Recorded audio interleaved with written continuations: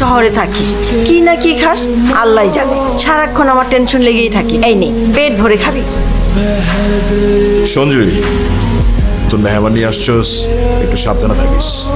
আমাদের তো শত্রুর অভাব নেই, যে কোনো সময় যে কোনো কিছু হয়ে যেতে পারে। তুই যে কি বলিস না ছোট, আমাদের আবার শত্রু কোথায়? হ্যাঁ, তাছাড়া কেউ জেনে শুনে আমার কিংবা আমার মেহমানের কোনো ক্ষতি করবে না।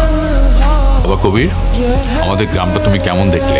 আপনাদের গ্রামটা বেশ সুন্দর, তবে আমার কেন যেন মনে হচ্ছিল আগেও এসেছি। সব কিছু যেন আপন আপন মনে হচ্ছিল। বাবা, ঢাকায় তোমার কে কে আছে আর তুমি করো কি? একটা রেস্টুরেন্টে জব করি। পরিবার বলতে তেমন কেউ নেই, অনাথ বলতে পারেন। অনাথ কেন বলছো? তোমার মায়ের মতো মনে হয় না বাবা? আজ থেকে তুমি আমার সন্তানের মতো।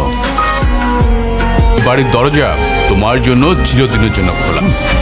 দেখে আপনারা এভাবে আপন করে নেবেন ভাবিনি।